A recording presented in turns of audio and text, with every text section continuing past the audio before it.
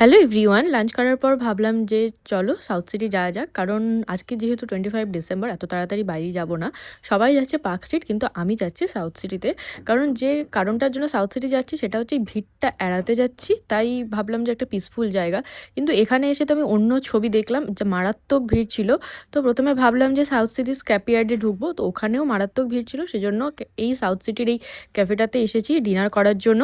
তো প্রথমে সাউথ সিটির বিভিন্ন স্টোরে ঘুরলাম, জিনিসপত্র দেখলাম, বাট আজকে কোনো শপিং করার ইচ্ছে ছিল না।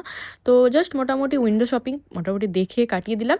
তারপর এই ক্যাফেতে এসে বিভিন্ন ধরনের ফুড আইটেম ট্রাই করলাম, বেশ ভালো ছিল। এই বাটার গার্লিক প্রনটা আমার দারুণ লেগেছে। মানে চিলিজে আমি খেয়েছি, বাট এখানের টেস্টটাও খুব দারুণ ছিল। কিন্তু চিলিজের টেস্টটা যেহেতু অনেক দিন আগে খেয়েছি না, বেশ ভুলে গেছি। আর রাতের ডিনারে এটা ছিল আমার মেন আইটেম। তো বেশ ভালো দিনটা আজকে কাটালাম, সারা দিনটা।